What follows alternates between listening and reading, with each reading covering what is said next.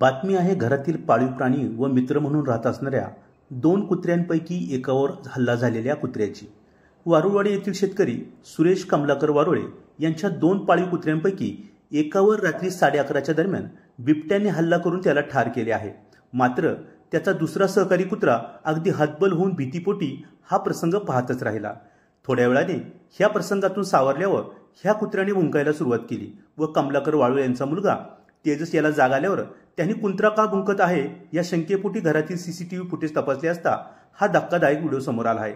वारुळवाडी परिसरात बिबट्याची मोठी दहशत असून काही महिन्यापूर्वी शेतात काम करणाऱ्या एका महिलेवर देखील बिबट्याने हल्ला केला होता व त्या महिलेच्या धाडसीपणामुळे ती या हल्ल्यातून वाचली होती।